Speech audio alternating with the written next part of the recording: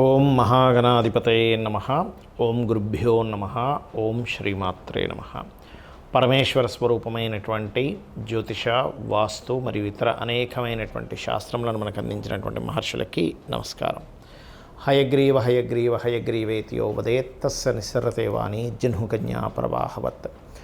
అరుణాం కరుణాతరంగితాక్షీం ధృతపాశాంకుశపుష్పబాణచాపాం అనిమాదిభిరావృతాం మయూకైః అహమిత్యేవ విభావయే భవానీం. శ్రీమాత్రే నమః. ప్రేక్షకులకి ఆ లలితాంబిక అమ్మవారి యొక్క అనుగ్రహం పరిపూర్ణంగా కలగాలని మనస్ఫూర్తిగా కోరుకుంటూ మనం ఈరోజు రాహువు కేతువు, ఈ రాహుకేతువుల మార్పు కొన్ని సాఫ్ట్వేర్స్లో ఒక రకంగా ఉంది. అంటే కొన్నిట్లో మే 18 అని, కొన్నిట్లో మే 15 అని, కొన్నిట్లో జూన్ 1 ఉంది. కాకపోతే దీని ప్రభావం మాత్రం మే 15 నుంచి స్వల్పంగా ప్రారంభమై జూన్ 1వ తేదీ నుంచి తీవ్రత పెరుగుతుంది దీని యొక్క ప్రభావం.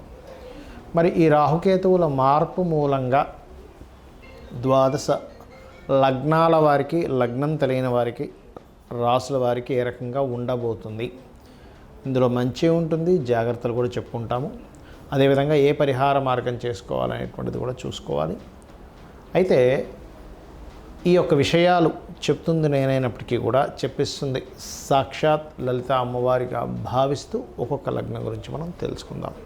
కుంభలగ్నము, కుంభరాశి, కుంభం వారి కనుక చూసుకున్నట్లయితే ప్రస్తుతం 2వ స్థానంలో రాహువు, అష్టమంలో కేతువు యొక్క సంచారం జరుగుతుంది. ఎప్పుడైతే అష్టమ స్థానంలో కేతువు యొక్క సంచారం జరుగుతుందో, ఇది గతంలో 1 సంవత్సరంన్నర నుంచి కూడా మీకు పూర్వీకుల ఆస్తులు, ముఖ్యంగా తాతగారి ఆస్తికి సంబంధించినటువంటి విషయంలో కొన్ని డిస్టర్బెన్సెస్ కావచ్చు, డిస్ప్యూట్స్ కావచ్చు జరుగుతూ ఉంటాయి. అటువంటి విషయాల్లో కొంతవరకు ఉపశమనం అనేటువంటిది లభించనుంది ఈ కేతువు సప్తమంలోకి మారడం వల్ల. అదేవిధంగా మీకు ఎప్పుడైతే ఈ 2వ స్థానంలో రాహు ఇంతకాలం ఉన్నాడో, కాస్త ఆన్లైన్ త్రూగా ఏదైనా నేర్చుకోవడము, లేనట్లయితే బిజినెస్లో ఇంప్రూవ్మెంట్స్ ఉన్నటువంటివి, ఇప్పుడు రాహు ఎప్పుడైతే లగ్నంలోకి వస్తున్నాడో కొద్దిగా ముఖ్యంగా కుంభరాశి లేదా కుంభలగ్నం వారికి కొంత ఊహలు, కొన్ని అమ్మో ఇది ఇలా జరిగితే ఏమిటి అనేటువంటిది ఒక రకమైనటువంటి కొంత ఆలోచన విధానం, తెలియని కొన్ని భయాలు ఏర్పడుతూ ఉంటాయి. కాబట్టి ఇటువంటివి తగ్గాలి అంటే ఓం అష్టమీ చంద్ర విభ్రాజ అలికస్థల శోభితాయే నమః అనే నామస్మరణ చేయండి. మరియు దీంతోపాటు దుర్గాదేవి యొక్క అష్టోత్తరం కనుక చేసుకున్నట్లయితే రాహు రాశిలో తిరిగేటువంటి రాహు యొక్క ప్రభావం అనేటువంటిది తగ్గుతుంది.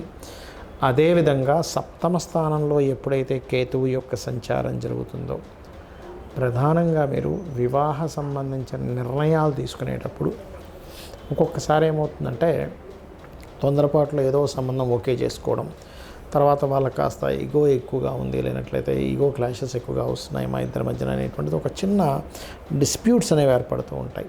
ఇటువంటివి ప్రధానంగా జరుగుతాయి. అలాగే మరొక విషయం ఏంటంటే ఈ సప్తమంలో కేతువు యొక్క సంచారం ఎప్పుడైతే జరుగుతుందో, ఈ సప్తమ కేతువు ప్రధానంగా ఇక్కడ కలిగేటువంటి ఫలితాల్లో ఈ జీవిత భాగస్వామిని ఎంపిక చేసుకోవడము, లేనట్లయితే పార్ట్నర్స్ని ఎంపిక చేసుకునేటువంటి అంశాల్లో కొంత జాగ్రత్త వహించాలి. ఇది ప్రధానంగా గుర్తుపెట్టుకోండి.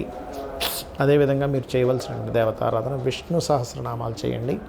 అందులో ప్రధానంగా మొదటి 2 నెలలు మీరు జీవిత భాగస్వామిని ఎంపిక చేసుకునే విషయంలోని, మరియు పార్ట్నర్స్ ఎంపిక చేసుకునే విషయంలోని, పార్ట్నర్ యొక్క ఆరోగ్య సంబంధించినటువంటి విషయాల్లో కాస్త జాగ్రత్తగా ఉండాలి. నిత్యము విష్ణు సహస్రనామాలు చేసుకోండి, అన్ని విధాల బాగుంటుంది. ఈ రాహుకేతువుల యొక్క మార్పు మూలంగా దేశ గోచారం ఎలా ఉండబోతుంది మనం ఆల్రెడీ ఒక 40-45 రోజుల క్రితమే చెప్పుకున్నాం. అయ్యా కుజుడు కర్కాటక రాశిలో సంచరిస్తున్నాడు, నీచబడి ఉన్నాడు. ఈ మిలిటరీకి, ఈ యొక్క దాడులకి, అదేవిధంగా రక్షణ దళాలకి, అందులో ముఖ్యంగా నేవీలో ఉండేటువంటి వారికి కారకుడు అని యూట్యూబ్లో ఉన్నాయి వీడియోలు మీరు కనుక చూసుకున్నట్లయితే. అదేవిధంగా ఉగ్రవాదులకు కూడా నీచబడ్డ కుజుడు కారకుడు అవుతాడు. కాబట్టి అటువంటి దాడులు జరుగుతాయని చెప్పుకున్నాం. అదే రకంగా మహర్షులు మనకి అందించినటువంటి శాస్త్రరీత్యా జరుగుతూ వస్తున్నాయి. ఇది మన గొప్పతనం కదా, అమ్మవారి యొక్క అనుగ్రహం అంతా కూడా. అయితే ఇక్కడ నేను చెప్పేది ఒకటే, ఈ దాడులకి ముఖ్యంగా ఈ రాహుకేతువులు ఎప్పుడైతే రాహు మనకి కుంభంలోకి రావడము, కేతువు సింహరాశిలోకి ఎంటర్ అయ్యి కుజుడితో ఎప్పుడైతే కలుస్తున్నాడో, దీని మూలంగా మంచి ఉంది. ప్రపంచవ్యాప్తంగా కొంత జాగ్రత్త పడాలి. ఏమిటవి? ఎప్పుడైనా కేతువు గనక కుజుడితో సంబంధం కలిగితే అందులో ముఖ్యంగా సింహరాశి అనేటువంటిది ప్రార్థనా స్థానాలు, మరియు సింహరాశి అనేటువంటిది మెడిటేషను, సహజ పంచమ స్థానం కాబట్టి మనం ధ్యానం చేసుకునేటువంటి ప్రదేశంగా కూడా చెప్తూ ఉంటాం. కాబట్టి ధ్యాన ప్రదేశంగా కనుక మనం చూసుకున్నట్లయితే పర్టికులర్గా ఇక్కడ ఎప్పుడైతే మే 15 నుంచి ఈ కేతువు వస్తున్నాడో, అదేవిధంగా జూన్ నుంచి కాస్త కుజుడు కూడా కనెక్ట్ అవుతున్నాడో, ఇక్కడ ప్రధానంగా మనం చూసుకోవాల్సింది ప్రార్థనా మందిరాల మీద ఇప్పుడు మనకి జరుగుతున్న అటాక్లన్నీ కూడా పహల్గాం దాడి తర్వాత కొంచెం ఈ స్పిరిచువల్ కేంద్రాల మీద, అది సిక్కులది కావచ్చు, లేకపోతే మన హైందవులది కావచ్చు, ఎవరిదైనా సరే ప్రార్థనా మందిరాల మీద ఆ యొక్క అటాక్స్ అనేవి జరుగుతాయి. ఒక్కొక్కసారి మన వాళ్ళు వేసేటువంటి అటాక్స్లో కూడా ముఖ్యంగా మనం గతంలో చెప్పుకున్నాం, పెహల్గాం తర్వాత యుద్ధం కంటే కూడా ఎక్కువ అటాక్స్ జరుగుతాయి అనేటువంటిది. ఆ రకంగానే అటాక్స్ జరుగుతూ ఉన్నాయి. అయితే ఇక్కడ ఏంటంటే ఈ కుజకేతువులు కలిసినప్పుడు మాత్రం కాస్త ఈ ప్రార్థనా మందిరాల మీద కావచ్చు, ఆలయాల్లో కావచ్చు, క్షేత్రాల మీద కావచ్చు ఎక్కువ ప్రభావం ఉంటుంది. కాబట్టి నేను చెప్పేది ఫస్ట్ నుంచి కూడా చెప్తున్నాను, అయ్యా ఈ భారతదేశానికి సముద్ర తీరాల్లో ఉండేటువంటివి లేదా పాకిస్తాన్ దగ్గరలో ఉండేటువంటి ప్రాంతాలు కాస్త అప్రమత్తంగా ఉండాలి. అందులో ముఖ్యంగా క్యాపిటల్ సిటీ ఏదైతే ఉందో మనకి క్యాపిటల్ అయినటువంటి ఢిల్లీ ప్రాంతం కూడా జాగ్రత్తగా ఉండాలి అనేటువంటిది. అయితే ఇక్కడ చూసుకున్నట్లయితే మరి ఏం చేయాలి? అందరూ కూడా దక్షిణామూర్తి స్తోత్రము, కాలభైరవ అష్టకము ఎక్కువగా చేసుకుంటూ ఉండాలి.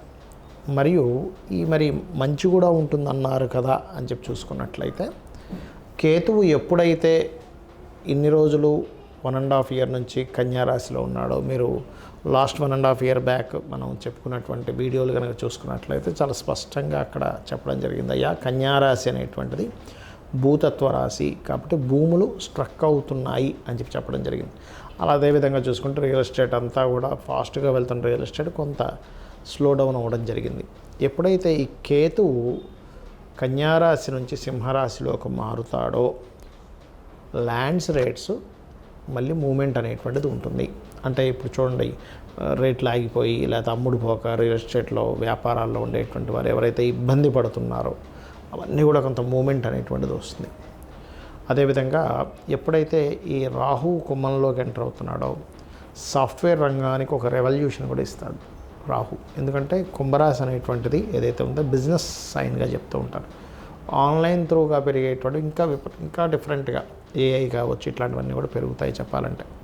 అయితే ఇక్కడ ఈ కేతువు మరి మనకి కన్యారాశి నుంచి సింహరాశిలోకి ఎప్పుడైతే ఎంటర్ అవుతున్నాడో ఇది కొంతవరకు విపరీతంగా పెరుగుతున్నటువంటి బంగారు ధరని కొంతవరకు బ్రేక్ వేస్తుంది, కొంత తగ్గిస్తుంది కూడా. అయితే మీరు గమనించినట్లయితే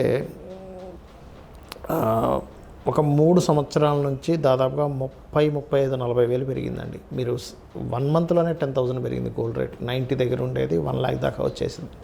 అలాంటిది దానికి కొంత బ్రేక్ పడనుంది కేతువు సింహరాశిలోకి రావడం వల్ల. ఫ్లక్చువేషన్స్ వస్తాయి, సడన్గా అప్పుడే పెరిగినట్టే మళ్ళీ డామని కింద పడడం, ఇవి కూడా వస్తూ ఉంటాయి.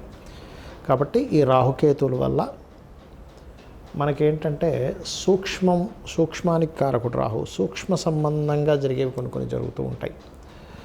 అలాగే ఇందాక నేను చెప్పినట్టుగా కాస్త ఈ పుణ్యక్షేత్రాలకు వెళ్ళినప్పుడు ఇట్లాంటి విషయాల్లో కొంత జాగ్రత్తగా ఉంటూ ఉండాలి. అయితే ఈ యుద్ధ సంబంధించినటువంటిది మీరు ఈ సంవత్సరం విశ్వవసునామ సంవత్సరం రాజుకి కారకుడు రవి, మంత్రికి కూడా రవి కారకుడు, అందుకని చాలా ప్లానింగ్గా చేస్తూ ఉంటారు. కాకపోతే సైన్యాధిపతి శని అయ్యాడు కాబట్టి ఏదో ఒక అటాక్ జరిగింది ఆగిపోయింది అన్నట్టుగా ఉండదు, ఇది కంటిన్యూ అవుతూ ఉంటుంది. ఎందుకంటే శని లాంగ్ టర్మ్ కారకుడు కాబట్టి మీన రాశిలో ఉన్నంత కాలము కూడా, అంటే ఒక 2-2.5 సంవత్సరాల పాటు, ఒక 2-3 నెలలు తీవ్రంగా ఉన్నప్పటికీ 2-2.5 సంవత్సరాల పాటు ఏమవుతుంటుందంటే అది సాగుతూ ఉండడం, మళ్ళీ అయిపోయింది కదా అనుకుంటే మళ్ళీ వాళ్ళు ఏదో అటాక్ చేయడం, మన వాళ్ళు తను తిప్పి కొట్టడం, ఇట్లాంటివి జరుగుతూ ఉంటాయి. కాబట్టి నేను చెప్పేది ఒకటే, అందరూ కూడా ఎవరెవరైతే సముద్ర తీర ప్రాంతాల్లో ఉంటారో, అంటే ఇటు సైడ్ పాకిస్తాన్ వైపు ఉండే సముద్ర తీర ప్రాంతం కావచ్చు, పాకిస్తాన్ దగ్గరలో ఉండే ఊళ్ళల్లో ఉండే వాళ్ళు కావచ్చు, లేకపోతే ఇటు సైడ్ ఈ వైజాగ్, వెస్ట్ బెంగాల్, లేనట్లు ఒరిస్సా ప్రాంతాల్లో ఉండేటువంటి వారు కావచ్చు, ఢిల్లీ ప్రాంతాల్లో ఉండేటువంటి వారు కావచ్చు, ప్రధానంగా జాగ్రత్తగా ఉండాలి. హైదరాబాద్కి ఈ యుద్ధ సంబంధించిన వచ్చి పడవు కానీ కొంచెం స్లీపర్ సెల్స్ వల్ల మరియు ఎవరైనా ఇప్పుడు మనకి చూడండి, మనకి లాస్ట్ టైం గోకుల్ చాట్ ఇట్లాంటి వాటిలో జరిగింది. అలా కాస్త జనాలు ఎక్కువగా తిరిగేటువంటి ప్రదేశాల్లో కొంత జాగ్రత్తగా ఉంటూ కాలభైరవ అష్టకము మరియు అదేవిధంగా దక్షిణామూర్తి స్తోత్రం కనుక మీరు పఠనం చేసుకున్నట్లయితే అన్ని విధాలా మీకు బాగుంటుంది. శ్రీమాత్రే నమః.